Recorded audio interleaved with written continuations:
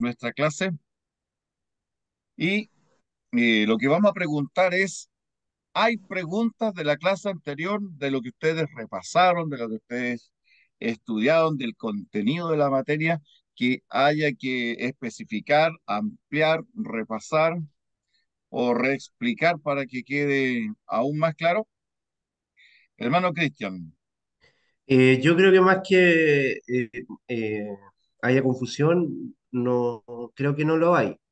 Es- Estoy hablando en términos generales porque no me puedo atribuir el- la idea de todas las personas. Lo que sí podrían haber es dificultad en cuanto a cómo desarrollar la tarea, porque primeramente era como una especie de un escrito relacionado con poder hacer una crítica a la clase y después se apareció que teníamos que hacer dos sermones. Entonces, para aclarar a lo mejor cuál va a ser sí, realmente la o las actividades, evaluaciones o tareas, porque ahí lo nos confundimos un explicamos. poco. Eh, de hecho, habíamos puesto tres sermones, lo redujimos a dos, A dos. ¿ya? Y dentro de eso también habíamos dado una lectura de una página web y esa lectura de la página web, esa se eliminó junto con eliminar un sermón. Eliminamos un sermón y eliminamos esa tarea de la página web para que el trabajo sea exclusivamente de lo que hemos visto en, en el PPT que compartimos la clase anterior y en el material que ustedes tienen escrito. O sea, complementado esas dos cosas, tanto el PPT como lo que el hermano Patricio nos ha compartido. De allí surge la tarea escrita con esa lectura crítica, lo que habíamos dicho, más esos dos sermones que estamos pidiendo. Recordemos que un sermón en este caso tiene que tener un, un texto base, una introducción, ¿ya? Un desarrollo que ustedes pueden ir poniendo sobre la temática a tratar, eh, por supuesto complementado con los pasajes bíblicos, con los datos correspondientes. Si ustedes quieren poner una ilustración, se coloca una ilustración y después una conclusión de el sermón y un llamado, por supuesto, como debería tenerlo cualquier sermón. De hecho, como está quedando grabado esto, ustedes después del mismo video, ustedes podrán repasar cuál es la estructura que estamos pidiendo del sermón, que es una estructura bien sencilla, es para ir desarrollando competencias, ir usando otros recursos para que la materia estudiada se vaya grabando de mejor manera en nuestra memoria y se internalice. Entonces, no, ahora creo que quedó un poco más claro lo que vamos a hacer, ¿no? ¿Mi hermano? Plazos, plazos, porque yo me imagino que no es con la primera clase, sino que unas dos o tres. eh, Bueno, nuestra última clase la próxima semana ya, en este tema. Así que la próxima clase, todas las tareas, entréguenmela la sí o próxima sí. clase, por favor, ¿ya? En la última clase me entregan sus tareas, yo reviso y por supuesto posteriormente subiremos ahí los informes, los que necesiten hacer a lo mejor alguna corrección si es que lo hubiera, y poder entregar las notas correspondientes a cada uno de ustedes en en esta materia como evaluación, como apoyo ahí, que también es estimulante recibir una nota de cómo nos ha ido. Le gusta a los niños chicos, también nos gusta a nosotros los grandes cuando recibimos nuestras notas, ¿ya? Bien, eh, me va a estar la cámara molestando, yo no sé qué problema tengo, si este problema es me parece que es con el Zoom, no lo tuvimos la clase pasada, pero esta vez no está a nosotros en este minuto, por lo menos a mí me está interrumpiendo, me está poniendo ahí como pegado. Sí, pero se sigue escuchando de todas maneras. Sí, así que por eso voy Empieza a a estar verse apagando y parpadeante, prendiendo pero la cámara para poder corregir este asunto. Bien, vamos a dirigirnos a nuestra materia de hoy, de hecho, nuestra materia de hoy es de hecho, es una síntesis que estamos haciendo de los sílabos que ustedes ya tienen, que vamos nosotros ahora desarrollando y complementando. Estamos en la clase 2. El objetivo de hoy día es describir el proceso de transmisión de la Biblia, manuscritos, copias, traducciones, todos esos elementos que engloba la continuidad y la transmisión de las sagradas escrituras. En este sentido, hay una ciencia que es parte de lo que ustedes, ya en parte ustedes están estudiando esto, ¿ya? Que se llama la hermenéutica. La hermenéutica sagrada o la hermenéutica bíblica también se relaciona con lo que nosotros estamos viendo. Estructura de la Biblia, transmisión de la Biblia, copias de la Biblia, autoridad de la Biblia, ¿ya? Autenticidad de la Biblia, método de interpretación de la Biblia, composición del canon, es parte también de esta tarea que es la hermenéutica. Y les comparto como curiosidad que la palabra hermenéutica viene del dios griego Hermes. Era el mensajero de los dioses en la tradición griega. De allí surge, repito, la palabra o el infinitivo hermeneuín, que significa interpretar la acción, la hermeneuía, que era la interpretación o comentario, y por último la palabra que nosotros va a pasar a nuestro idioma como hermenéutica, que es hermeneutique, que es la habilidad de interpretar. Ustedes en esta hora están iniciando esta tarea de cómo estudiar, cómo considerar y cómo crecer en el conocimiento de la palabra de Dios.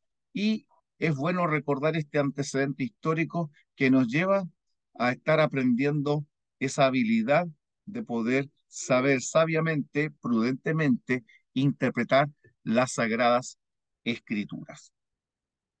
Una de las cosas que debemos comunicar y aprender es que la Biblia fue transmitida en rollos. Y ahí yo quiero que ustedes grafiquen y vean cómo eran los rollos de la antigüedad. Este es un rollo más o menos moderno, pero que, eh, a ver, permítanme hacer, alguien así accidentalmente usó el lápiz y rayó la pizarra. Déjenme, eh, eh, eh, eh, a ver si estaba, parece que estaba esto corregido. Bueno, eh, hermano, no use el lapicito porque se, tengo que salirme de aquí y ahí voy a arruinar lo que es la grabación, así que por favor, evitemos usar el lápiz para no rayar de nuevo la pizarra. Entonces, le decía, este es a través de estos elementos que son los rollos, es como principalmente se transmitió la palabra en la antigüedad. Un rollo que se desenrollaba de un lado y se enrollaba en el otro y se hacía lectura tomando de esas tipo manillas que ustedes ven aquí abajo y se abría y se leía la palabra de Dios, especialmente en las sinagogas. Un rollo como este fue el que se le pasó a Jesús ese día sábado en la sinagoga y le fue entregado el rollo de Isaías y él abrió, desenrolló el rollo de Isaías llegando al texto que fue leído por Jesús y del cual Jesús le dijo ahí a los presentes, esta escritura se ha cumplido en el día de hoy delante de ustedes, ¿ya? Y ese, ¿qué usó? Este rollo. Hoy día en las sinagogas modernas eh, se usan rollos muy hermosos, siguen usando rollos como tradición del Pentateuco. Una curiosidad, existe una ceremonia bien peculiar que todavía hacen los judíos en las sinagogas, es como un privilegio, sacan el rollo del Pentateuco, un tremendo rollo que es bien grueso ahí, y el rabino lo saca y hay un momento en que él danza con el rollo, ¿ya? Y, ah, y después de eso, el rabino elige a quien le pasa el rollo, cualquiera de los presentes, y el que está asistiendo allí debe considerar que es un privilegio abrazar el rollo de la Torá y danzar, hacer un tipo baile dentro de la sinagoga como danza festiva y gozosa, como privilegio de tener la Torá o el rollo de la Torá y danzar con ella en la sinagoga. Todo eso, alguien por ahí me comentaba, oye, ese privilegio después tiene un costo, porque dice usted danzó con la Torá y ahora ponga su ofrenda por ese hermoso privilegio que tuvo de danzar con la Torá. ¿Ya? Rollos, eso fue lo primero en que se escribió la Biblia y después, por supuesto, de los rollos pasamos a lo que es los códices. Un códice es lo que ustedes están viendo. Ahí hay un códice de la escritura que es ya más parecido a nuestros libros. Una hoja encima de la otra, tomadas de un lado y hecha como un libro. Ahí hay un códice, pero que es del hebreo, de las escrituras hebreas, pero que es bueno que nosotros conozcamos de la forma y el formato en que fue escrita la palabra de Dios, tanto en rollos y códices principalmente. Se hicieron también papiros sueltos, copias como cartitas que se iban transmitiendo y compartiendo unos a otros. Debemos recordar que no era fácil copiar la palabra de Dios durante esta época, cuando todo se hacía a mano, cuando no existía el papel como hoy día lo conocemos, cuando había que hacer prensados, usar toda una cantidad de estrategias para poder primero hacer una hoja y que esta hoja se conservara sin que se pudriera, como ocurrió en muchos lugares donde documentos simplemente se pudrieron por el ambiente húmedo o la falta de cuidado. Hay una pregunta que vamos a hacer aquí. ¿Hay errores en los manuscritos? ¿Hay errores en los No, manuscritos? no. Y si yo les dijera que sí, ¿ustedes me creerían? No van a, si yo les digo que sí, no van a tomar piedra y me van a apedrear, ¿no? Da, Yo creo que sí, profesor. Yo creo que también hay errores en los manuscritos. da. Pero aquí hay que decir, la palabra de Dios no tiene errores, ¿ya? Pero cuando hablamos nosotros de errores, nosotros tenemos que entender cuál es la naturaleza de los errores. ¿Cuál es la naturaleza de los errores? Porque hoy día el mundo incrédulo habla de los errores que descalifican la autoridad de la Biblia. Resulta que los errores que nosotros encontramos en las copias antiguas no califican para que nosotros digamos la Biblia no es palabra de Dios. No, no es de esa naturaleza. Se habla de errores cuando se compara un manuscrito con otro. Ustedes van a encontrar, por lo menos los manuscritos del Nuevo Testamento, que los copistas a veces cometieron errores accidentales de omitir palabras o de alterar el orden de las palabras o de las frases. Por ejemplo, alguno cuando escribió, en vez de escribir Dios es amor, escribió el amor es Dios.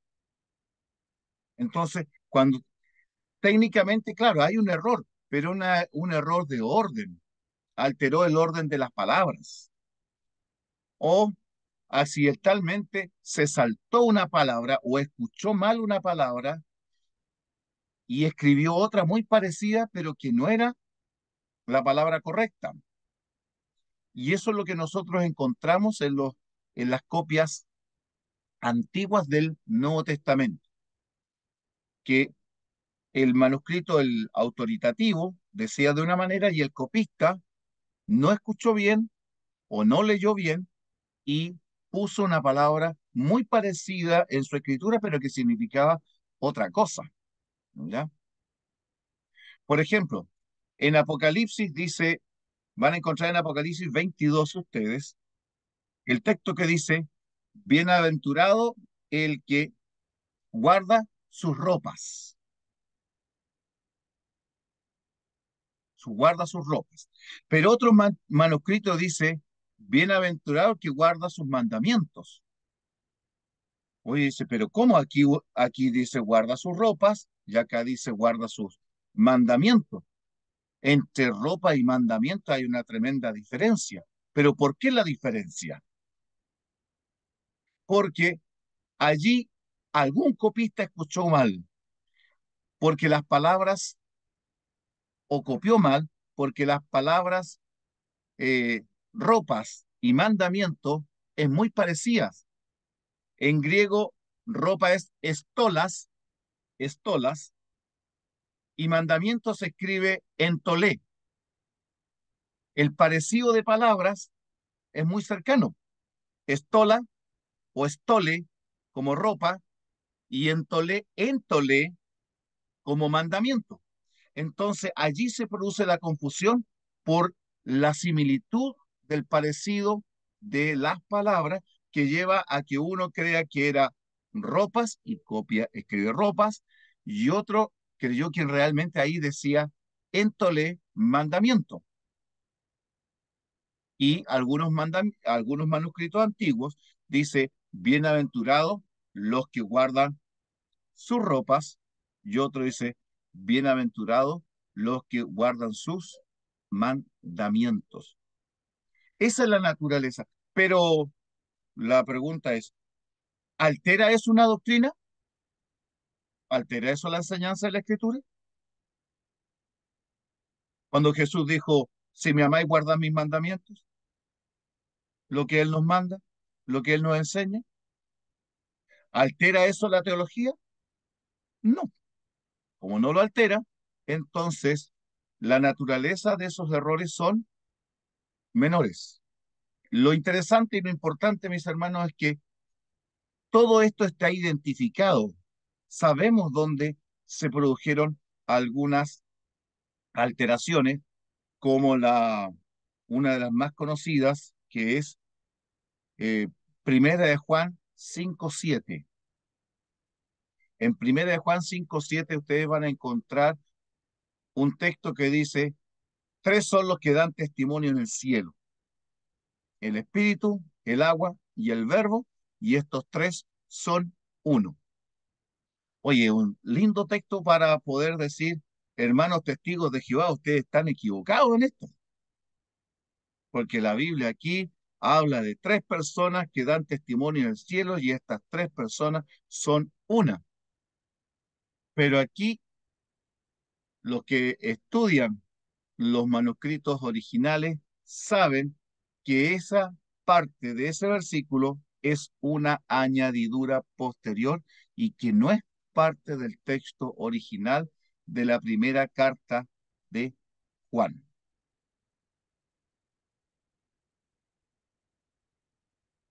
El texto dice, tres son los que dan testimonio,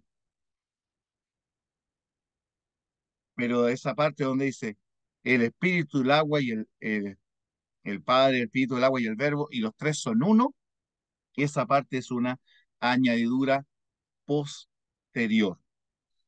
Por lo tanto, nosotros no deberíamos usar ese texto como determinante a la hora de enseñar la naturaleza trinitaria de Dios, o las tres personas divinas, porque usando ese texto, nosotros sabemos que esta enseñanza podemos encontrarla en el resto del Nuevo Testamento, incluso del Antiguo Testamento, para poder ver y determinar la naturaleza de Dios, la naturaleza trinitaria, como la mayor parte del cristianismo cree, o verificar si otra alternativa, como lo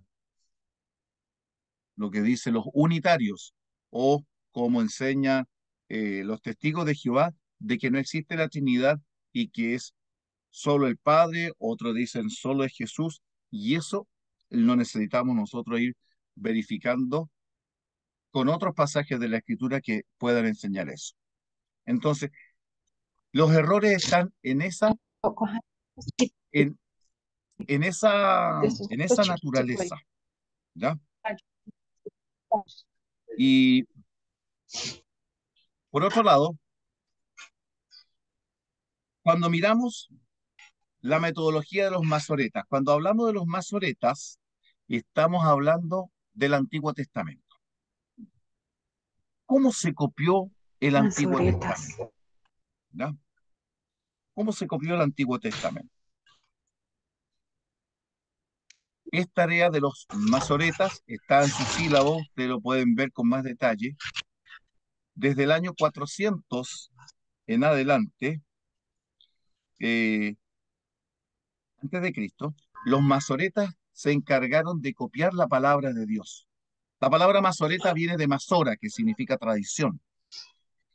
Y los que copiaron la palabra de Dios del Antiguo Testamento llegaron a recibir el nombre de masoreta, y esto extiende su historia hasta por lo menos el año 1000 después de Cristo. Ellos fueron estrictamente cuidadosos a la hora de copiar las sagradas escrituras, ¿no? Permítame un minutito, mis hermanos, ¿no? Eh,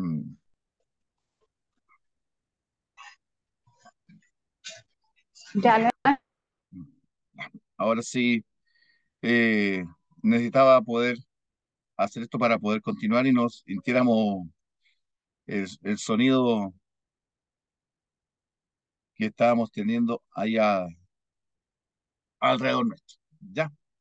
Entonces, ahora sí, volvamos a lo que decíamos, los masoretas. Mire, la copia del Antiguo Testamento, ahí fueron muy cuidadosos los rabinos y los masoretas. Estos, a la hora de copiar la palabra de Dios, tenían toda una tradición para cuidarse de transmitirla fielmente.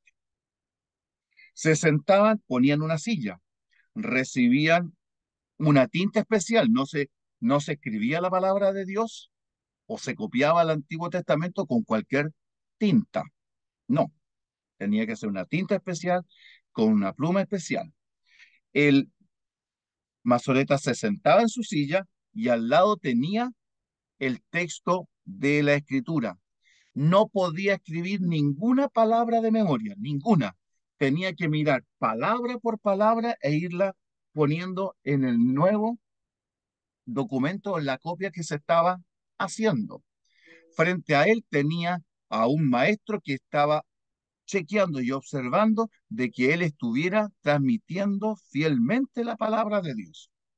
Cuando, y esto aquí una curiosidad, cuando llegaban a encontrarse con el sagrado nombre de Jehová o Yahweh, el, el copista se detenía ahí, se levantaba dejaba la tinta a un lado, la tinta era cambiada, la pluma también, se tenía que levantar, se bañaba, se cambiaba de ropa y con tinta nueva y con pluma nueva, bañado y vestido limpio, recién podía escribir el inefable nombre de Jehová, el tetragramatón Jehová o Yahweh, porque para ellos el nombre de Dios era tan sagrado que no podían actuar de otra manera. Así que imagínense en esos versículos donde aparece tres veces Jehová, las tres veces tenía que hacer el mismo procedimiento y no No había excusa. El nombre sagrado se tenía que escribir con esas condiciones. ¿Qué hacían además los masoretas a la hora de copiar? Sabían cuántas letras tenía que ir por línea, sabían cuántas letras tenían que haber hasta la última hoja, sabían con qué letra tenía que empezar una hoja y con qué letra tenía que terminar. Sabían incluso, tirando líneas diagonales, qué letras tenían que estar en cada lugar. O sea, la exigencia a la hora de copiar, por lo menos en los masoretas, la palabra de Dios fue tremendamente estricta. Por eso que la copia de los escritos del Antiguo Testamento duraban años.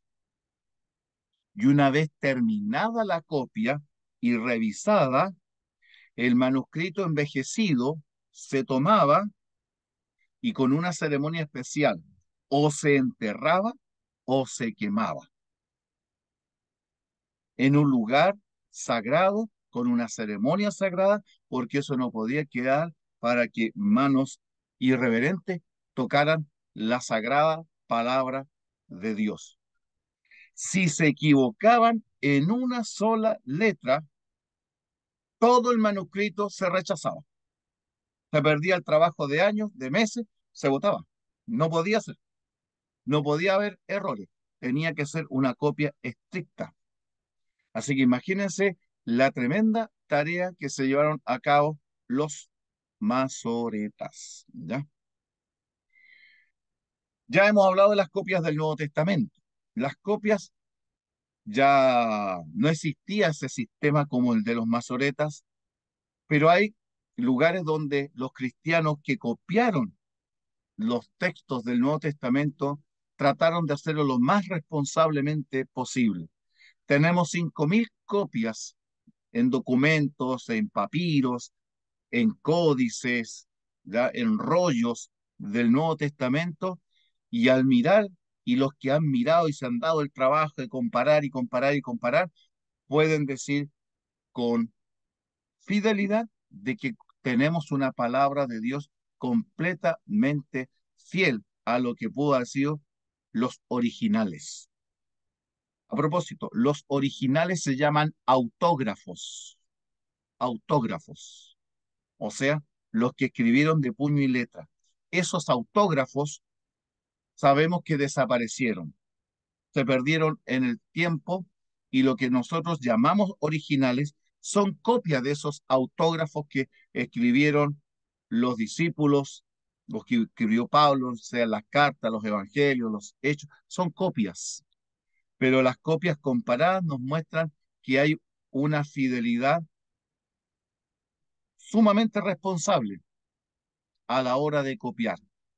Por otro lado, donde se hicieron alteraciones, donde se agregaron palabras, donde la palabra de Dios empezó a ser cambiada, los especialistas lo han identificado, se sabe en qué lugares fueron y en qué tiempo, y las características que van a determinar ese tipo de documento. Como dice su, su sílabo, yo lo puse aquí para compartirlo con ustedes, esta cita de Flavio Josefo, este historiador judío del primer siglo. Él dice en sus antigüedades de los judíos: nadie se ha atrevido a añadir, quitar o alterar ni siquiera una sílaba. ¿De qué cosa? De la palabra de Dios.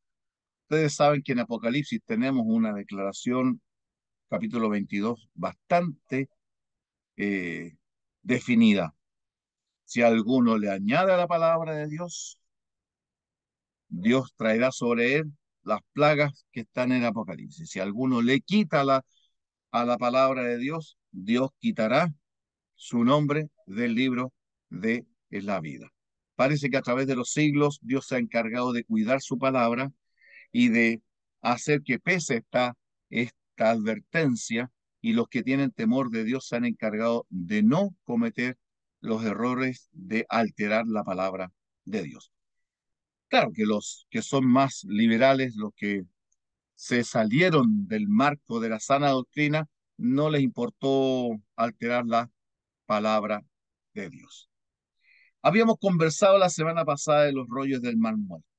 Lo volvemos a sacar en esta ocasión como respaldo para la palabra de Dios.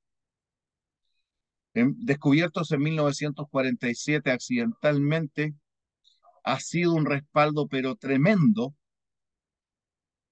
para la validez del Antiguo Testamento cuando surgía un tiempo, ya hacía 100 años por lo menos, que los críticos, los incrédulos, venían destruyendo la validez histórica del Antiguo Testamento, que era un invento, que había sido escrito quizás por quién, que no sabemos si realmente contiene el mensaje original que escribieron los personajes que ahí aparecen aludidos, hasta que aparecieron los manuscritos del Mar Muerto.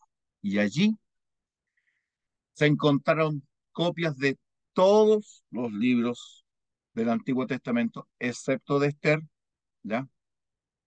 Quizás por un concepto peculiar de la secta de los esenios, dicen los especialistas, pero todos los libros, especialmente hay un libro, una copia casi íntegra, que es de Isaías, que es uno de los rollos que sorprende por su integridad y que se expone en el Museo de la Palabra de Dios en Jerusalén.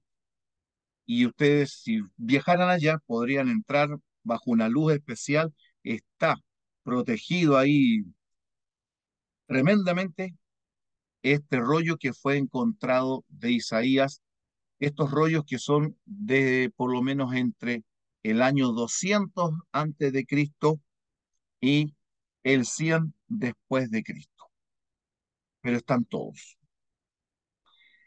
Otro documento, los manuscritos unciales y cursivos. El Nuevo Testamento tiene dos formas en que nosotros vamos a encontrar sus manuscritos. Los unciales son documentos del Nuevo Testamento, copias del Nuevo Testamento que fueron escritos todos en letras mayúsculas. Y los cursivos son los que combinan letras mayúsculas y minúsculas, ¿verdad? Pero los unciales que vamos a encontrar y que les mostraba la semana pasada, algunos fueron escritos completamente con letras mayúsculas, sin separación de palabras, excepto el saltarse de una línea a otra. Para quien leía el griego en aquel tiempo, no había problema que estuvieran todos juntos porque él sabía de memoria, inconscientemente él sabía dónde poner las separaciones, dónde empezaba una palabra, dónde terminaba. Para nosotros que vivimos 2000 años después o 1900 años después, se nos hace a veces difícil decir, aquí está la separación. Pero hay que entrenar la mente y la vista y se puede ir reconociendo estos manuscritos unciales. Ya los cursivos son más fáciles de leer. Nosotros podemos ahora en las redes encontrar nuevos testamentos griegos. Podemos encontrar nuevos testamentos no solo griegos, sino que eh, traducidos, ¿ya? Al texto griego arriba y la traducción abajo, y usted puede ir viendo ese texto, pero que ahora está escrito en texto cursivo. Hoy día la mayor parte de bueno, todos los Nuevos Testamentos que se usan para el estudio son cursivos. Pentateuco samaritano. Cuando los samaritanos fueron a ocupar la región de Samaria, en realidad estos eran una mezcla, eran mestizos de lo que una vez habían sido algo de las 10 tribus que se habían mezclado con las naciones alrededor después que fueron llevados por los asirios al exilio. Algunos de ellos volvieron a la región de Samaria porque querían compartir la fe una vez dada a Israel. Pero los judíos de la región del sur de Judea, no los aceptaron. Por lo tanto, se creó una división entre samaritanos y judíos. Los samaritanos también hicieron un corte profundo en la palabra de Dios. Para ellos, la palabra de Dios, autorizada e inspirada, era el Pentateuco. El resto de los libros de los profetas y de los libros poéticos, ellos no lo aceptaban como inspirados. Quizás porque estos estaban relacionados con Jerusalén, con Judea, con la región donde ellos, con la cual tenían animosidad, no se entendían, por lo tanto, no aceptaban a los profetas y al resto del Nuevo Testamento, Antiguo Testamento, perdón, sino el Pentateuco. Y Jesús, se han dado cuenta que cuando Jesús entrevista con la mujer samaritana, precisamente usa de cuando le cita la palabra de Dios, le cita únicamente pasajes del Pentateuco. Jesús sabía que un samaritano no iba a aceptar si le citaba a otro de los profetas. Por lo tanto, Jesús, queriendo alcanzar ese corazón y queriendo alcanzar a los samaritanos, les cita el Pentateuco. Y por supuesto, ellos hicieron copias del Pentateuco bajo su concepto y se le llama el Pentateuco samaritano. Es de periodo antes del cristianismo y todavía existen copias y información sobre ese documento que era lo que los samaritanos aceptaron como palabra de Dios. Voy a hacer un punto aquí. ¿Algún comentario, alguna pregunta de lo que hemos estado viendo hasta este minuto? ¿Vamos bien o voy muy rápido? ¿Vamos bien? Ya, hermano Patricio me dice que vamos bien. Ustedes han escuchado también hablar de los targúmenes. ¿Qué son los targúmenes? Bueno, los targúmenes son documentos escritos en arameo, ese idioma parecido al hebreo y que fue usado en los tiempos de Cristo. Los targúmenes fueron paráfrasis. Una paráfrasis es decir algo, pero como interpretándolo, ¿ya? Son paráfrasis o traducciones interpretativas de la mayor parte del Antiguo Testamento. Existe el Targumen de Génesis, de Éxodo, de Levítico, y ustedes lo van leyendo y como que el texto va explicándose en sí mismo qué quiere decir o cómo se debe entender. Por eso se llamaron Targúmenes. Existen prácticamente casi todos los libros del Antiguo Testamento hebreo, estos targúmenes que ustedes también pueden conseguir buscando en las redes, bajarlos gratuitamente en PDF, pero una cosa peculiar, no existen targúmenes de Daniel, ni de Esdras, Nehemías en arameo. Quizás porque ya estos libros tienen parte de arameo. Hermano Patricio. Sí, una consulta respecto a los targúmenes. ¿Qué opina usted respecto a ellos? ¿Son recomendables para estudiar la Biblia o ampliar el conocimiento? ¿O hay que tener cierto cuidado para estudiarlo?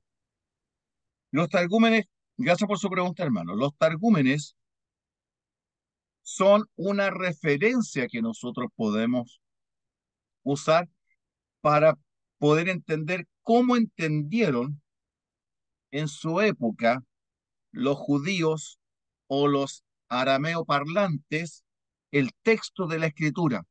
Pero eso es más bien lo que ellos entendieron, cómo lo veían. Esa interpretación nosotros tenemos que validarla con lo que dice directamente el texto hebreo o el texto original a través de una comparación de texto o de la exégesis.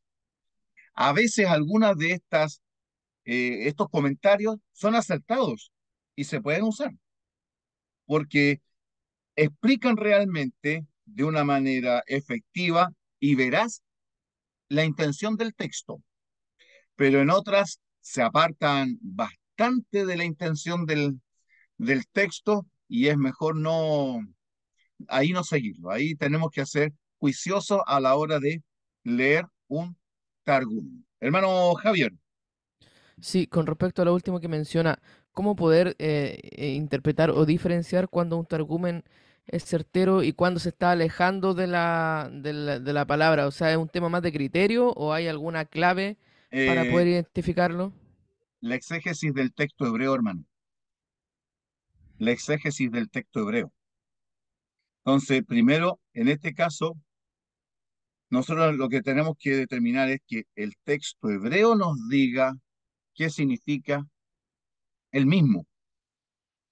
Y después mirar un targumen si lo que dice ese targumen respeta la intención del texto, el pensamiento del texto, para dónde iba el texto o la intención del escritor bíblico cuando escribió lo que escribió. Está dando un mandamiento, una orden, está permitiendo, está prohibiendo, ¿ya? No vamos a caer en cosas, por ejemplo, yo les voy a poner un ejemplo, pero no está tomado de un targumen, porque no estoy recordando en este minuto un texto así fidedigno que pueda yo referenciar del Targumen, pero yo puedo referenciar algo que aparece en el Talmud. Por ejemplo, el Talmud en el Tratado Shabbat menciona el texto bíblico que dice que no hay que llevar carga en sábado, ¿ya?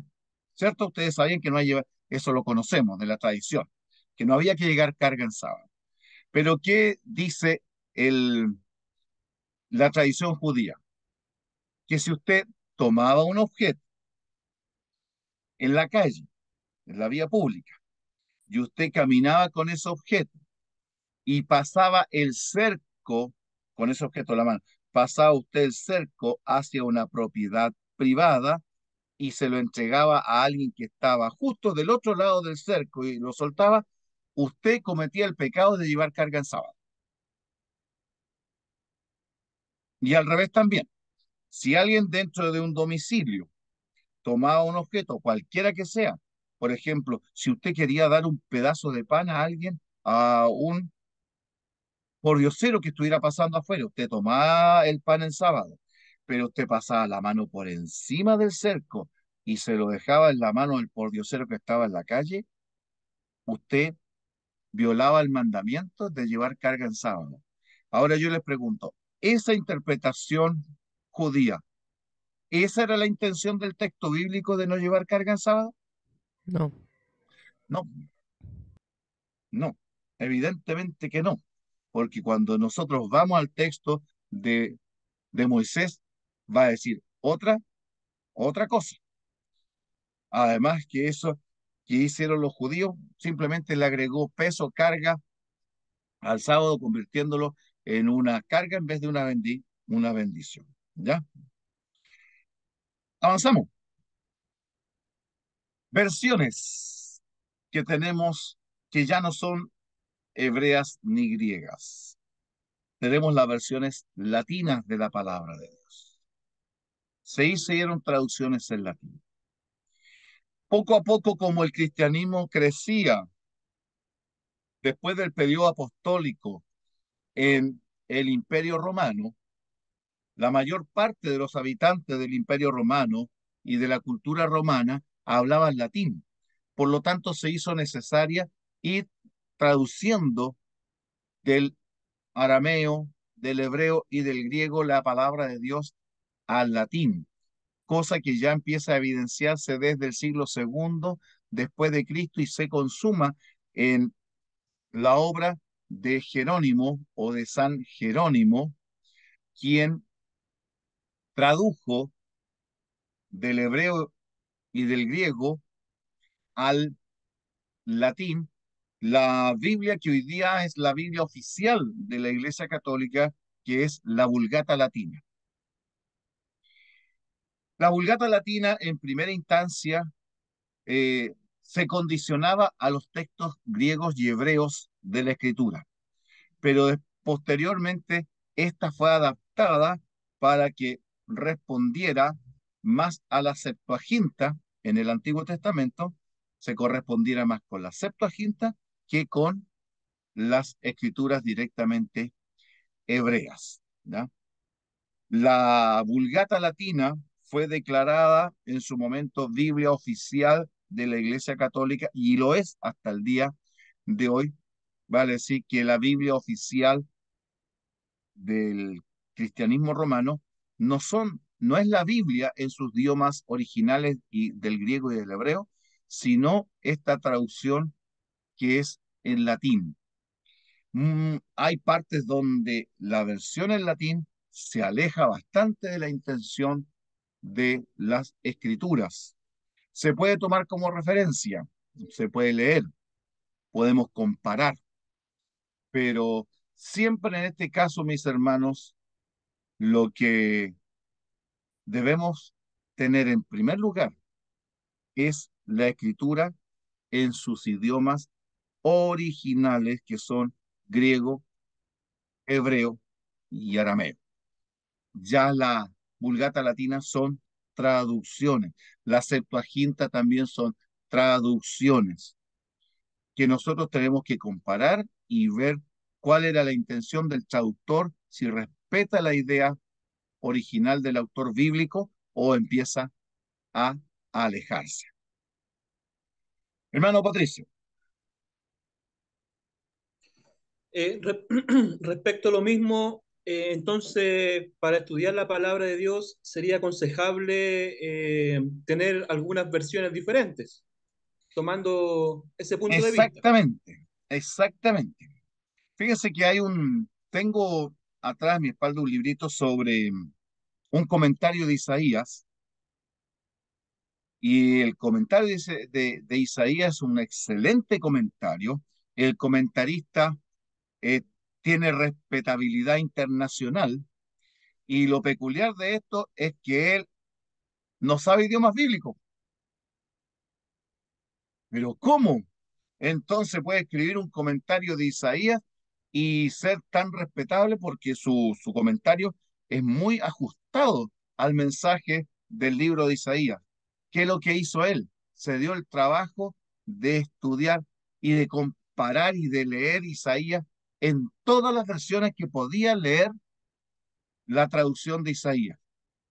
Versión que salió en inglés, la leyó en inglés, y las versiones en español, leyó todas las versiones o traducciones que se hacen en español, en francés, en alemán. Entonces, al leer todas esas, fue mostrando que había un hilo conductor detrás de todo eso que reflejaba lo que decía el texto hebreo. Se empapó tanto de eso que después escribió su comentario, y su comentario es un comentario que tiene gran valor por exponer lo que la escritura del hebreo dice, o la intención del escritor hebreo, sin haber estudiado él las exégesis profundas que se hacen en el idioma original. Por lo tanto, aquí hay una pauta para la hora de interpretar la Biblia o de hacer exégesis. Puede que usted no sepa los idiomas y se le haga difícil el idioma bíblico, pero usted puede comparar versión tras versión. Por eso que usted cómprese Biblias distintas. Mire, lea hasta la Biblia, esa Biblia, bueno, un pastor dijo una vez, esa cuestión que dicen que es una Biblia, y se refería a la traducción del Nuevo Mundo de la Santa Escritura, o sea, la Biblia de los Testigos de Jehová. Él dijo esa cuestión que dicen que es una Biblia. Bueno, hasta eso léalo, pero como comparación. Yo la ocupo como comparación. De hecho, la tengo aquí. Exactamente, si podemos compararlo, ve, ahí está mi hermano. Antes, en mis tiempos de joven, esa versión la conocíamos porque era verde. Entonces, cuando veíamos el color verde de esa Biblia, de vinil verde, nosotros sabíamos que era la Biblia de los Testigos de Jehová. Y nosotros ahí le decíamos, no, de esa Biblia no me lea, ¿ya? Pero ahora le cambiaron, le pusieron un color ya más variado, un negrito, entonces paso. Pero usted, si puede conseguir versiones católicas, consígaselas, léala. Lea la Biblia de Jerusalén, es una muy buena traducción. La usan como referencia en comentarios bíblicos respetables. ¿Por qué? Porque esa Biblia de Jerusalén tiene un alto grado de fidelidad en la traducción. La Valera 60, no, pues yo por siempre la Valera 60. Pues, mientras dure el tiempo vamos a estar seguramente acá en español con la Valera 60, pero puede compararla con la Valera 77, con la Valera 1909, con la Valera 2015, salió una Valera 2015, hay una Valera 2020. Comparar, comparar, comparar también con las versiones populares. La versión popular Dios habla hoy, ¿ya? Eso ¿qué nos permite? Ir tomando una idea del texto. Entonces, si yo voy a estudiar, por ejemplo, el Salmo 1, yo me voy a leer el Salmo 1 en la Valera 60, la Valera 77, la Valera 1909 y voy poniendo cuidado de dónde están las diferencias y dónde están las similitudes, en qué se parecen, en qué se diferencian. Después lo leo en Biblia católica, como la Biblia de Jerusalén, que es una traducción de los textos originales griego y hebreo. Busco también en la versión Félix Torres Amat, pero la Félix Torres Amat ya no es una traducción del original hebreo-griego, es una traducción de la Vulgata Latina, pero como comparación es bueno tenerlo como referencia. La versión de la Biblia católica latinoamericana, y voy comparando y después de todo eso yo puedo decir, sacar la conclusión. Señor, ahora ayúdame con tu Santo Espíritu a sacar las conclusiones y tomo los apuntes. Mira, aquí están las cosas y el mensaje, cómo debo ir yo entendiendo la escritura y va a ser provechoso. Si usted no sabe los idiomas bíblicos, la comparación de versiones le va a dar igualmente un gran respaldo a su exposición bíblica, doctrinal y teológica. Eso no quita que, por supuesto, hermoso es, muy bueno es estudiar los idiomas originales. ¿Ya? Hermano ¿Qué Javier diferencia tenía, tiene, qué diferencia sí, tiene entre la Biblia de las Américas y la Reina Valera? Que parece que estaban escritas en con diferentes pergaminos del Oriente, creo, y otros del Occidente, creo. Algo así. la Biblia de las Américas, no, es que a la hora de traducir la Biblia, las fuentes de traducción son las mismas, son las mismas. A veces lo que sí se usa es que una traducción usa, existe un texto del Nuevo Testamento que es el texto bizantino, uno que apareció por allá por el año de 1500 y fracción, se llama el texto bizantino griego. Después está el texto griego de Horst, y después de Horst está el que hoy día usamos. Entonces hay como tres textos del Nuevo Testamento autoritativos que son ediciones de el texto original, de los cuales a veces depende uno de un texto griego, otro depende de otro texto griego, y que tienen diferencias menores. Pero la Biblia de las Américas es una traducción que hasta donde yo sepa, eso responde a los textos originales. La Valera también. No así la que yo mencionaba, Félix Torres Amat, que no es una versión que se toma desde los textos originales, sino de la Vulgata latina, ¿verdad? No deberíamos encontrar mayores diferencias. Y hay otras, cuidado, otras versiones que por hacer claro el texto bíblico, lo escurecen. Hay una versión de la Valera que se llama La Biblia, el lenguaje sencillo. Apareció hace poco, no hace muchos años atrás, pero es tan sencillo que oscurece el texto. Usémosla como referencia, pero no dependamos de ella para decir, ah, esto significa el texto. Bien, había una mano levantada. Hermano Nelson. Y después, hermano Javier. Sí, profesor, quería hacerle una consulta. Yo sé que hay algunas versiones de que le han omitido algunos versículos. Por ser esta la pseudo Biblia de la traducción del Nuevo Mundo de la Santa Escritura, que usa los TJ, ya le faltan como aproximadamente 13 versículos, 13, entre 13 a 15, la misma nueva versión internacional, la textual de un tiempo que salió y la nueva Jerusalén. ¿A qué se debe que esos versículos están omitidos, profesor? Eh, ¿Por qué se omiten? Miren, un ejemplo es la Biblia textual omite así de plano todo el relato de la mujer adúltera del Evangelio de Juan. Lo cortó de plano así. Todo el relato de la experiencia de Jesús y la mujer adúltera. ¿Por qué?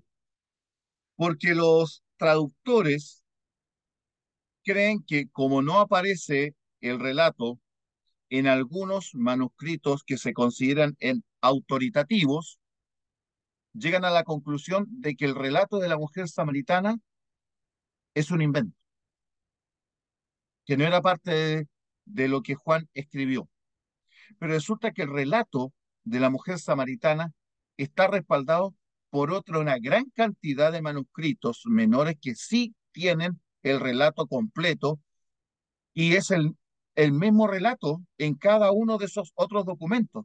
El hecho de que sean todos en esos otros documentos el mismo relato habla de la autenticidad, porque si fuera falseado, cada relato haría su propia versión, su propia historia, diferenciándola, cambiándola para allá y para acá. Entonces, eso diría a los estudiosos del texto original, oye, mira, este tiene el texto, pero lo menciona de una manera. Este otro tiene el texto, pero lo menciona de otra. Y este otro tiene el texto y lo menciona de otro. Y este texto mayoritario no tiene el texto. Entonces dice, seguramente este texto no era parte del Evangelio de Juan original.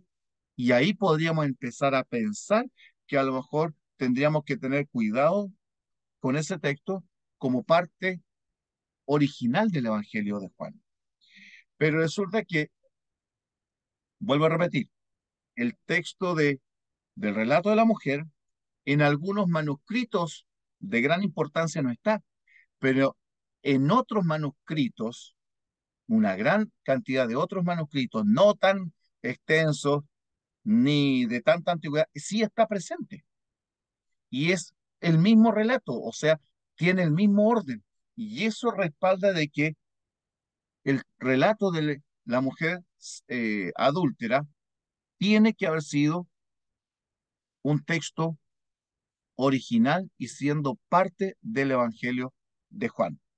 Pero el criterio de los que a veces traducen creen que se sienten con la libertad de omitir o sacar un texto así de plano.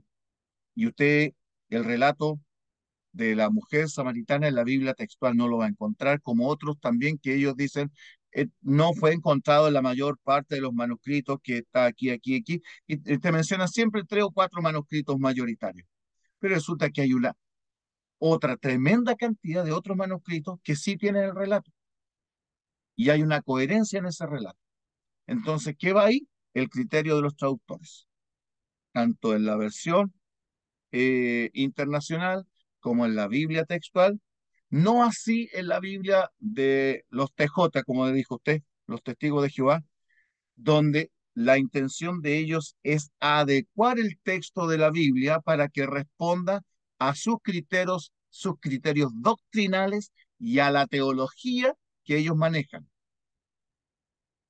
Entonces, yo les decía una cosa, creo que se lo dije la semana pasada o lo digo ahora.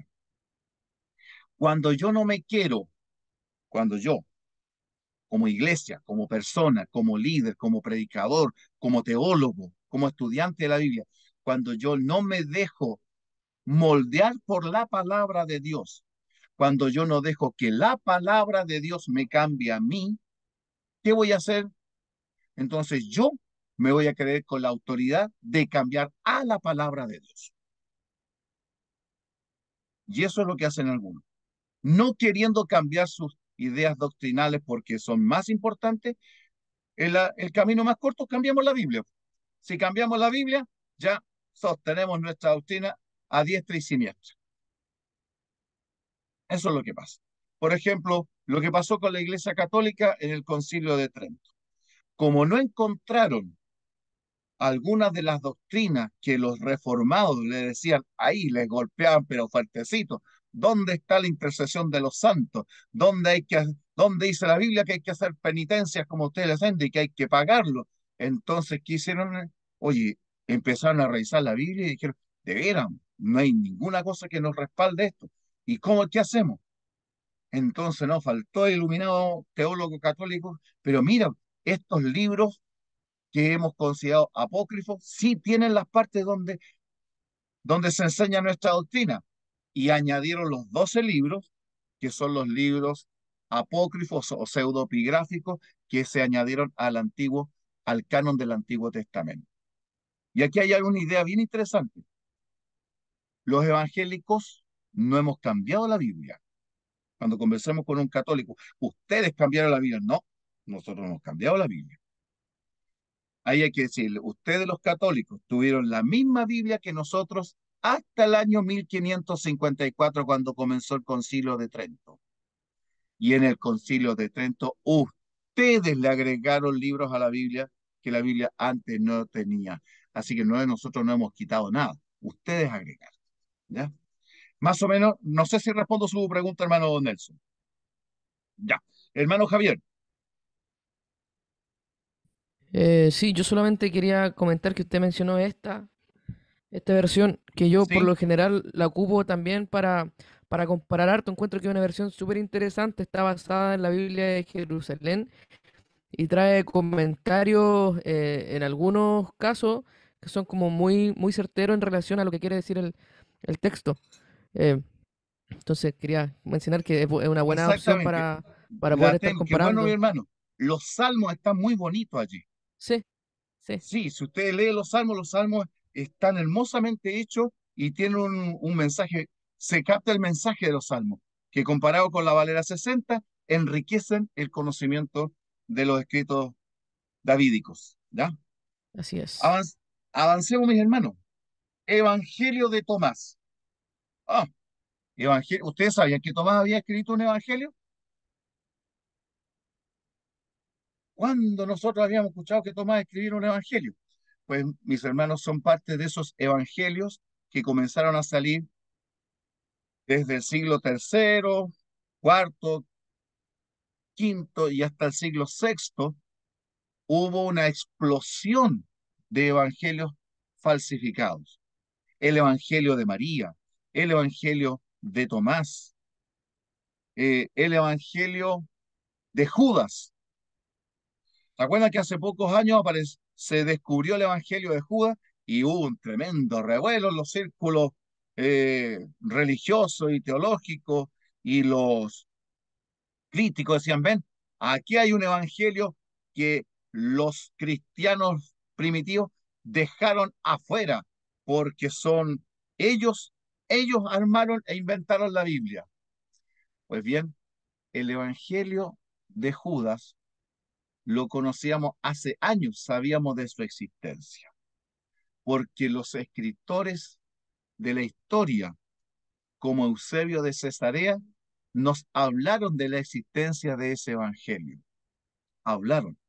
Lo que no teníamos era el texto. Lo que se descubrió es el texto del evangelio de Judas, pero no que no supiéramos que existía o que intencionalmente fue dejado afuera. Se sabía que había sido escrito en el sector que una vez fue Egipto, que había sido escrito por un grupo, por una secta cristiana de tendencia gnóstica, que se había apartado de la fe apostólica y que habían escrito este documento. Lo mismo que el Evangelio de Tomás. Fíjense la fecha, cerca del siglo cuarto. ¿Cómo sabemos nosotros que este evangelio de Tomás o el evangelio de Judas, que también entre el siglo cuarto y quinto, nosotros podemos saber qué es de esa fecha? por el tipo de griego, mis hermanos, por el tipo de griego que escribieron. El tipo de griego del siglo I es el griego koiné y tiene características propias de la época del siglo I.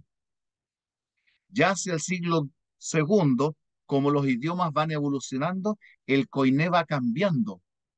Después al siglo III sigue cambiando, al siglo IV sigue cambiando, y empezaron a salir otras versiones del griego, como el copto. Y, y esas versiones del griego son las que se encuentran en esos documentos. Entonces un especialista en griego toma el documento, voy a tomar aquí un librito, comienza a leer ese rollo y dice que conoce el griego, dice, oye, pero este no es griego del siglo I.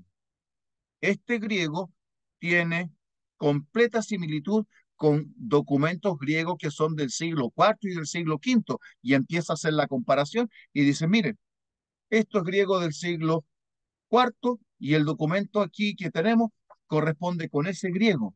Entonces, con eso es una evidencia fuerte para decir, no puede ser considerado como original, porque el griego, de su estructura, la forma en que tendría que estar escrito, debería corresponder con el estilo en que se escribía el griego del siglo I, no del siglo IV.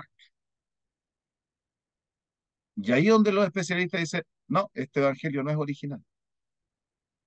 Existe el evangelio de Pedro, eh, evangelio de la María Magdalena. Imagínense que el evangelio de Judas dice que la traición de Judas fue un artilugio que armaron Jesús y Judas, y que el verdadero heredero del evangelio es Judas, y que Judas en el fondo era bueno. Ahora, el evangelio de María o de María Magdalena, ¿qué dice? Dice que Jesús habría tenido, discúlpeme, aquí estamos hablando en términos técnicos, históricos, y a veces las cosas que dicen son blasfemas, que Jesús tuvo un romance con María Magdalena, que Jesús tuvo un hijo de María Magdalena. Pero ¿dónde sale eso en los restos de los evangelios? Pero las sectas gnósticas, las sectas gnósticas eran sectas que hablaban, eran carnales, por decirlo de una manera.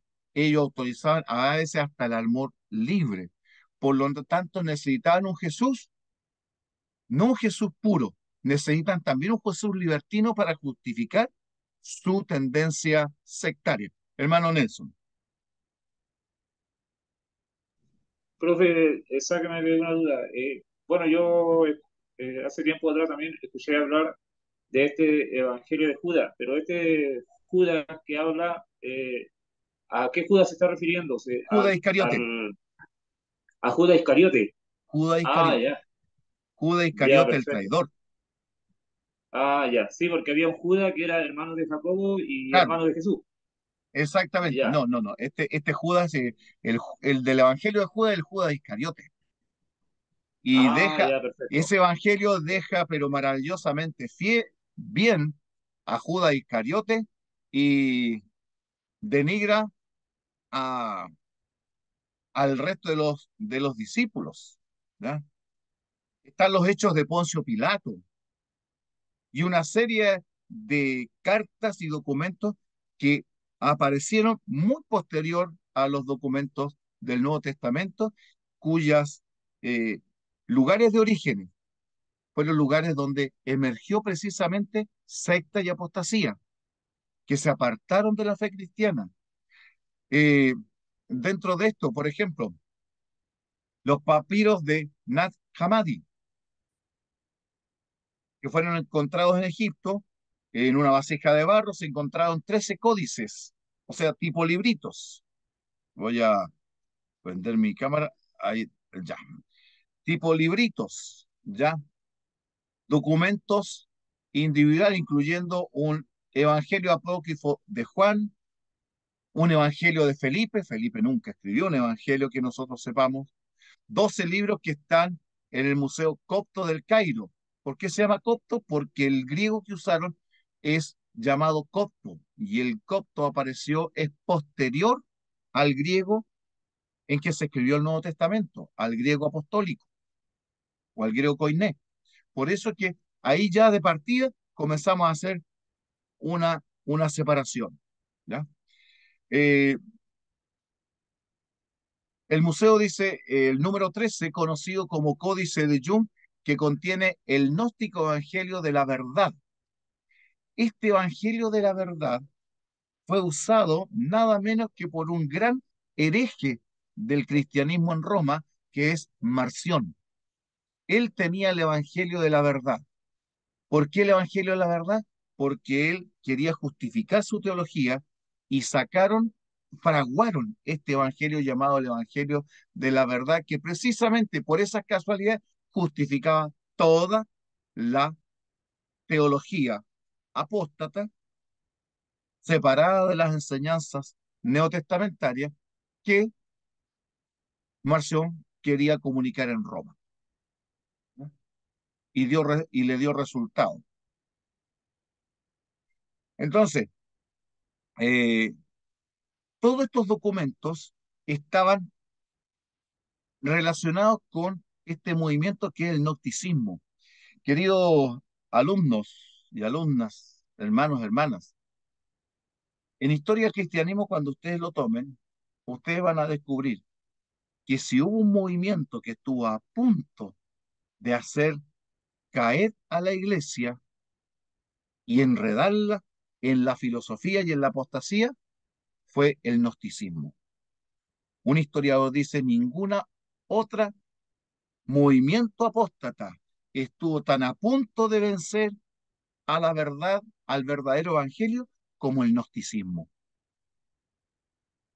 Pero como el evangelio no lo sostenemos los hombres, sino que lo sostiene Dios, el gnosticismo no venció, pero su influencia hoy día forman la teología de la Iglesia Católica Romana.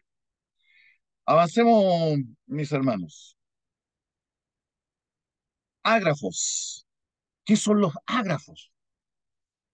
Bueno, los ágrafos son los dichos no escritos de Jesús. Por eso la palabra ágrafos, tal y como ustedes leen, es un término empleado por los eruditos para referirse a, entre comillas, a dichos de Jesús que no contan en los 4 evangelios. Hay 114 dichos del Evangelio de Tomás en la mayor colección de dichos supuestamente expresados por Jesús, pero que no fueron registrados en los evangelios y que fueron dando vuelta a través de la tradición. Otros se encuentran en otros escritos primitivos cristianos. Por eso que la palabra ágrafo significa literalmente no escrito.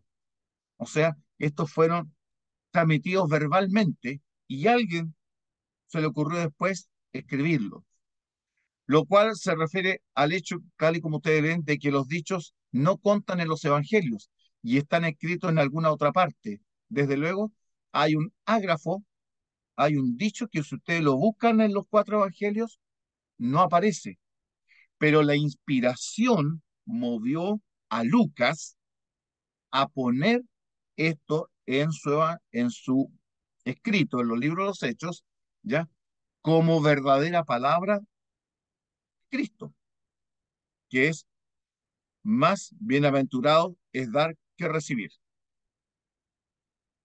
Hechos 20:35. Recuerden una cosa: en el Nuevo Testamento hay palabras que no fueron dichas por hombres cristianos. Por ejemplo, cuando Jesús le habla a Saulo de Tarso y le dice: dura cosa te es dar coces contra el aguijón, ese es un dicho griego. Ese es un dicho o un proverbio griego, que dura cosa o es difícil o sufrido es dar choques contra el aguijón o la aguja o el clavo porque te vas a herir. Cuando Jesús le habla a Saulo de Tarso, usa ese dicho. ¿Significa que ese dicho es inspirado? Sí, pasa a ser inspirado. ¿Por qué?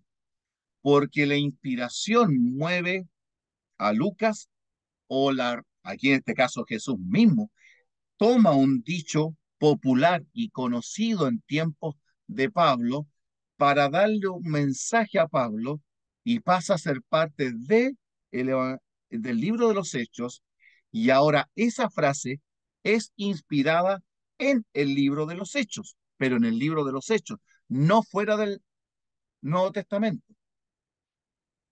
Lo que pasa cuando un autor inspirado copia de un autor secular, sea romano, sea griego, y toma una frase de lo que ellos dijeron para usarlo en un escrito inspirado, es porque el Espíritu Santo ha movido al escritor bíblico a que esa frase, solo esa frase, la tome y la ponga aquí en el texto inspirado por el Espíritu Santo.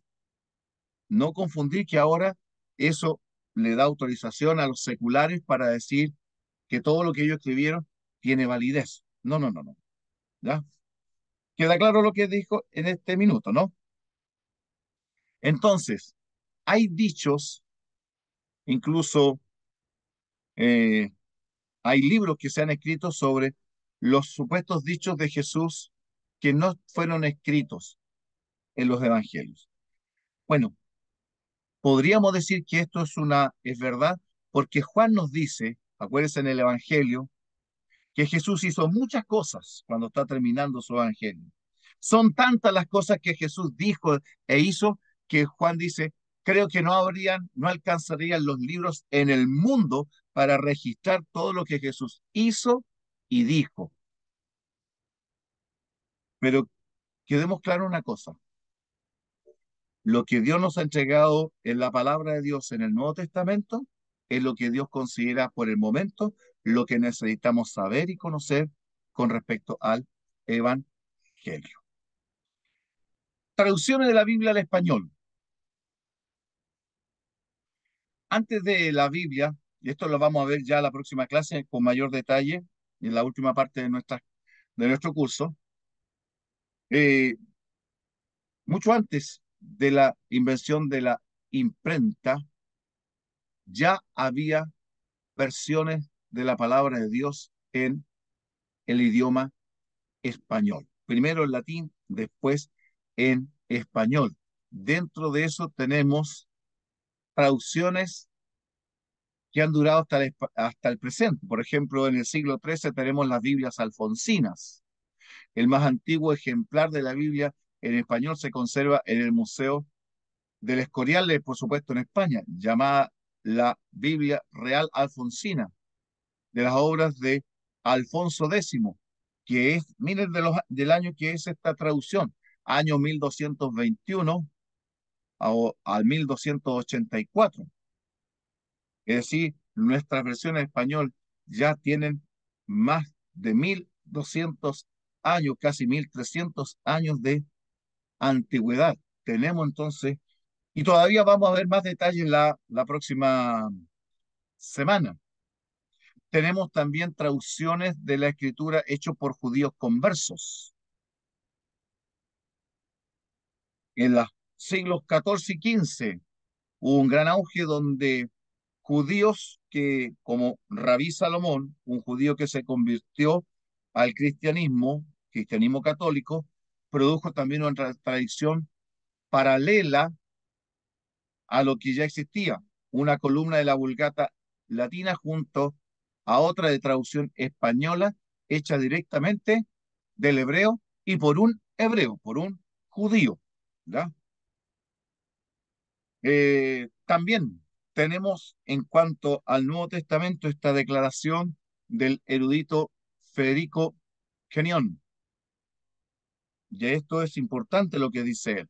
Y esto está en sus sílabos, márquenlo, apréndanlo, empápense de esto. Dice ahí, Ninguna doctrina fundamental de la fe cristiana se basa en una redacción controvertida de la Escritura. Dios se encargó que las cosas fundamentales del Evangelio no dependieran de versículos cuestionables.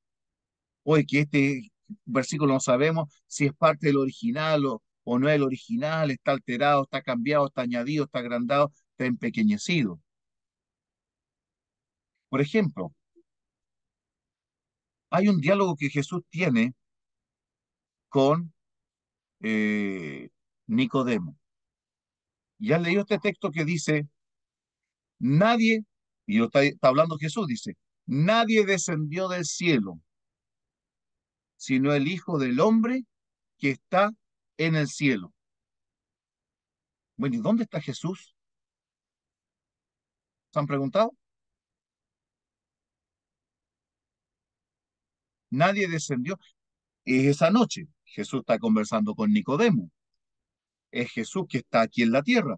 Dice, nadie subió al cielo, sino el que descendió del cielo, el Hijo del Hombre que está en el cielo. ¿Dónde estaba Jesús entonces? ¿Estaba aquí en la tierra conversando con Nicodemo? ¿Estaba en el cielo? Este texto es usado muy intensamente por aquellos que son unitarios y que identifican, con, respetamos su creencia, por supuesto, que dicen solo Jesús y nada más que Jesús, no existe Trinidad. Por lo tanto, en el cielo el que estaba era Jesús, aquí en la tierra es Jesús y el Espíritu Santo es Jesús. No existe Padre, no existe Espíritu Santo, solo Jesús. Sin embargo, cuando usted va a buscar ese texto en el original griego dice, nadie subió al cielo, sino el que descendió del cielo, el Hijo del Hombre. Y no hay más texto. Por eso que es importante consultar los originales. Y Kenion dice algo importante. Nuestras doctrinas fundamentales de la fe cristiana nunca se van a basar en textos que tengan algún tipo de controversia o que sean discutidos. Todos ellos son ampliamente enseñados a través de toda la escritura en textos que están firmemente establecidos. Por eso que añade, jamás será demasiado el énfasis que pongamos al afirmar que en esencia el texto de la Biblia es verdadero. Es cierto, es cierto. Le guste o no le guste a los incrédulos y a los que han querido alterar la palabra de Dios sigue siendo esta palabra invencible. Y aquí quiero hacer esta pregunta, hermanos. Quiero que ustedes me digan.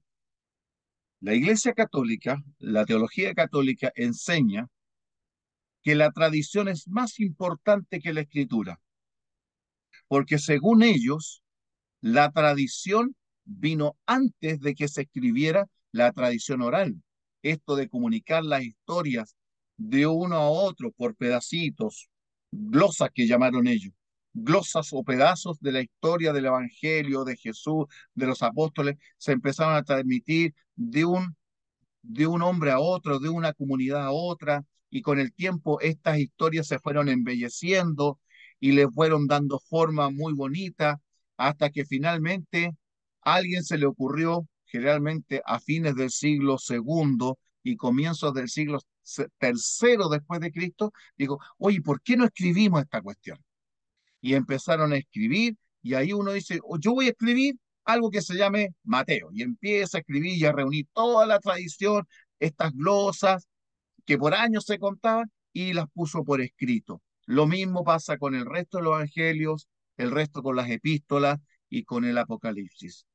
Por lo tanto, la Iglesia Católica nos va a enseñar, y en su teología enseñan, que antes que la palabra de Dios está la tradición, y la tradición es más importante que la Biblia misma, porque la tradición le dio forma a la Biblia escrita. ¿Qué opinan ustedes, mis amigos?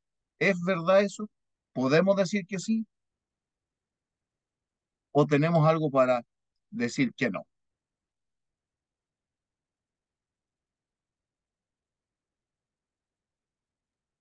Bueno, Jesucristo dijo muchas veces que los fariseos invalidaban el mandamiento de Dios por sus tradiciones.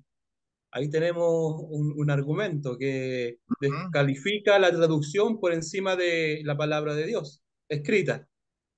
Ya, correcto, correcto. ¿Alguien más quisiera decir algo? Tenemos que decir algo porque, oye, si hay algo que con lo cual la teología cristiana ha tenido que luchar durante siglos es contra las tradiciones. Que una iglesia forma sus tradiciones, que una época surge un tipo de tradiciones, después surgen otras. No, que aquí tenemos una tradición, por lo tanto, la palabra de Dios tiene que condicionarse a la tradición.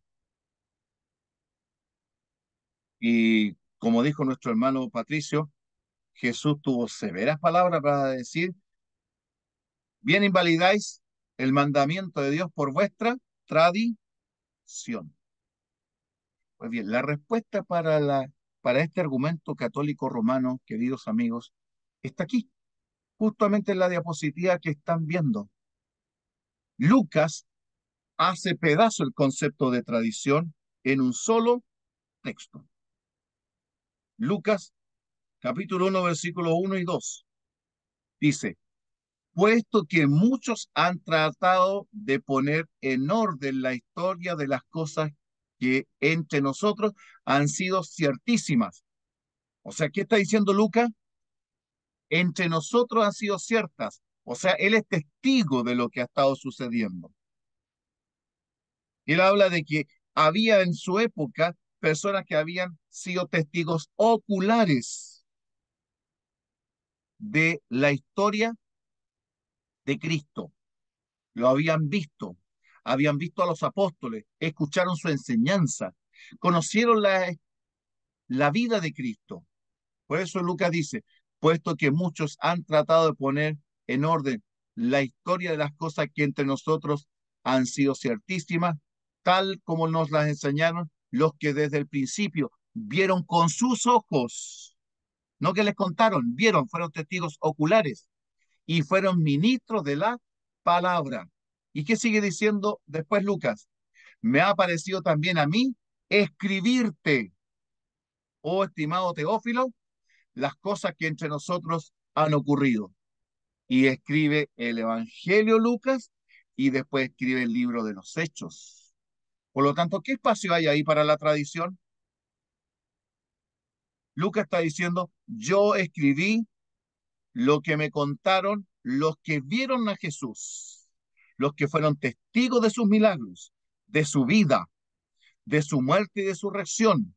Yo escribí bajo inspiración lo que los apóstoles predicaron. Yo anduve con Pablo, yo anduve con los siervos de Dios y escribí lo que vivimos. Por lo tanto, ¿qué lugar hay para la tradición ahí? Ninguno. Hermano Patricio, usted quiere agregar algo y que activó su micrófono.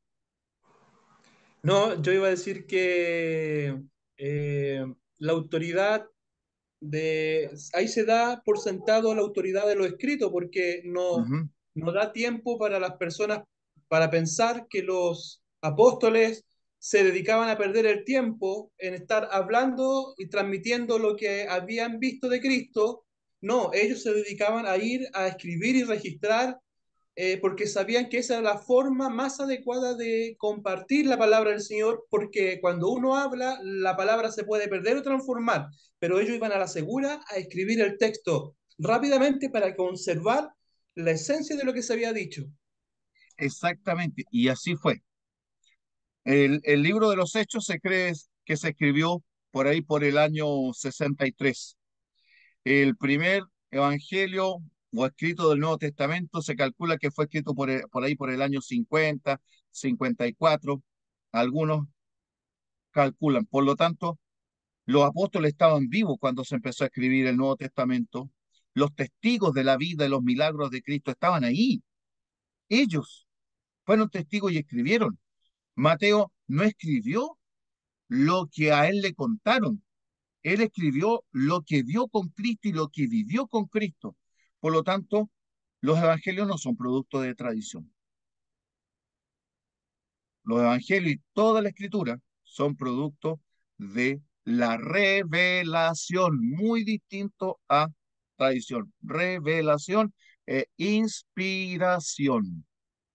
Por eso que nosotros hablamos de que la escritura es inspirada y la escritura es revelada. Bien, mis hermanos, creo que hemos tenido una larga jornada, hemos hablado harto, bueno, yo he hablado harto. Eh, preguntas, comentarios de lo que hemos estado tratando, mis hermanos.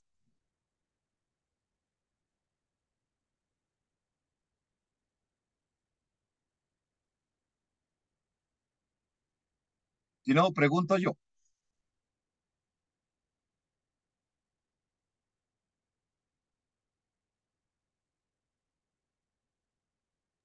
Entonces Lucas escribió lo que escuchó y vio por sus ojos. Y Mateo, en Exactamente, cambio, por lo que vio y por lo que vivió. exactamente.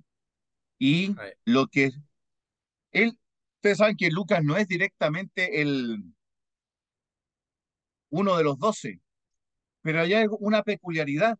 ¿Se han dado cuenta que Lucas es el único que da detalles de la infancia de Jesús?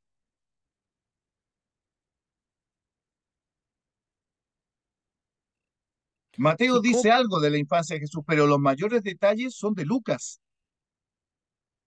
Cuando Jesús se pierde a los 12 años en Jerusalén y ve hallado en el templo, ¿de quién es el relato? de Lucas. De Lucas. ¿Y cómo Lucas supo que Jesús se había perdido a los 12 años si Marcos, Mateo, Juan no lo cuentan? Eso mismo le iba a preguntar, ¿cómo podría él haber sabido por testimonios de otras personas? ¿Quién cree usted que le pudo haber contado que se le había perdido a Jesús? Cristian está levantando la mano ahí. Sí, hermano María, puede Cristian. haber sido María. Bueno, Lucas, Exactamente. Ya, sí que no, de ahí seguimos. Hermano Cristian. a diferencia de Lucas, venía de una cultura griega también. Venía con otra mirada, era médico y también tiene un método de investigación, un método científico y cómo las personas se acercan al conocimiento con un método es distinto cuando tienen otra cultura o tienen otra base para conocer o relacionarse con el conocimiento. Eh, para la cultura de la época, un griego en su estructura de cómo generar y desarrollar un conocimiento era diferente para él. Entonces, cómo él se acerca al conocimiento es muy distinto de cómo él puede rescatar otro y hace un rescate de, también porque él venía con una estructura de un método científico. Entonces, al construir, Claro, y- correcto. Hay una metodología distinta por la mentalidad que tiene Lucas de investigar. Un médico tiene que saber investigar, si no, ¿cómo llega a ser médico? Ya en esa época tenían que investigar. Por lo tanto, el hecho de saber que Jesús se había perdido a los 12 años es porque, tal y como dijo el hermano, él se acercó a María porque todavía estaba viva, fue y le preguntó sobre la vida de Jesús y María le contó a él esa, esa experiencia con Jesús, lo que Jesús le, le respondió y todos los detalles que María pudo haber reunido, porque acuérdense que María dice que todo esto lo guardaba en su corazón, las experiencias con Jesús, dice, las guardaba en su corazón. Guardarle el corazón es memorizar con lujo de detalle. Imagínense, el Espíritu Santo permitiéndole a María recordar los detalles, más el Espíritu Santo actuando en la mente de Lucas, entonces el relato es ahí, fidedigno. Miren, Lucas, leyendo Y son, el libro de los Hechos, capítulo 1 verso 1 dice, en el primer tratado, oh Teófilo, hablé de las cosas, de todas las cosas que Jesús comenzó a hacer y a enseñar hasta que fue recibido, eh, recibido arriba, después de haber dado mandamiento por el Espíritu Santo a los apóstoles, quienes, dice también, después de haber padecido, se presentó en, con muchas pruebas indubitables. Fíjate, el lenguaje dice, pruebas indubitables acerca de la veracidad de lo que Lucas está relatando. Y si vamos al Evangelio, Lucas dice, puesto que muchos han tratado de poner en orden la historia y las cosas que entre nosotros han sido ciertísimas. Luego dice, tal como lo enseñaron los ministros fueron de la palabra. Versículo 3, me ha parecido también a mí, después de haber investigado, ¿qué es lo que hizo Lucas? Dice ahí, versículo 3 del capítulo 1 de Lucas, después de haber investigado con diligencia. ¿Dios inspira a un investigador diligente? Sí, también Sí. lo inspira. Hizo un Y trabajo de eso hizo con historiador él. Lucas. ¿Ah? ¿Perdón, hermano? ¿Ya? Entonces, ya sabemos cómo Lucas escribe sus evangelios y cómo ya estamos aprendiendo un poquito de cómo se forman los textos y documentos del Nuevo Testamento. No son al azar, no son producto de que alguien, no, como dicen algunos, no, que alguien le crujió, nomás escribió esto. O como dicen los eruditos, no. Los evangelios se escribieron por ahí después del año 250, el año 300, 350 después de Cristo. Hoy día ustedes van a leer libros que dicen, nunca Mateo escribió Mateo, ni poco Lucas, ninguno de los autores bíblicos escribió los libros que se les atribuyen. Bueno, eso es producto de una incredulidad y de pasar por alto la evidencia intencionalmente. Pero para nosotros la palabra de Dios es fiel. Como dice el profeta Isaías, sécase la hierba, marchítase la flor, mas la palabra de Dios nuestro permanece para siempre. Los cielos y la tierra pasarán, dijo Jesús, mas mis palabras no pasarán. Amén, ¿cierto? Amén. Bien, mis hermanos, vamos a quedar hasta aquí. Le dejo a usted, mi hermano, la parte final. Tenía unos avisitos que dar. Lo voy a dar por el aviso, lo voy a dar por interno mejor. Ya, ¿Ya? ya. Entonces, voy a... Y si usted quiere agregar algo más. No, no tengo nada más que agregar. Entonces, podemos poner la oración final y de ahí paro yo la grabación cuando hayamos hecho la oración final. Amén. Quiero invitar al hermano Enrique, por favor, si puede despedirnos en oración. Sí. Amén. Amén. Padre nuestro que está en los cielos, santificado sea su nombre. Gracias le damos una vez más, Señor amado, por esta bendecida clase que hemos tenido. Gracias, Padre Santo, por esta hermosa enseñanza, porque has bendecido, Señor, a tu siervo, a nuestro hermano Víctor, le has dado la gracia, la sabiduría, Señor, para poder estudiar y poder enseñar, Padre bendito, a quienes tenemos el interés de aprender de tu palabra, Señor, solamente para poder engrandecer el Evangelio con mayor seguridad, Padre bendito, con mayor confianza, inspirados y guiados por tu Espíritu Santo. Bendiga Amén. cada hogar representado, Señor amado, cada familia, Señor, cada hermano que se da el tiempo de poder estudiar, de poder estar presente en la clase y así también bendiga a todos aquellos quienes no han podido hacerlo, Señor, por distintos motivos. Rogamos, Padre amado, su bendición a través de Cristo, nuestro bendito y buen Salvador. Amén. Amén. Amén. Amén. Gracias, hermano Víctor. Gracias, hermanos. Que Dios les bendiga y nos estamos viendo en la próxima clase. Un abrazo y Un muchas abrazo, que bendiciones. Dios les bendiga. Gusto de estar con ustedes. Bendiciones.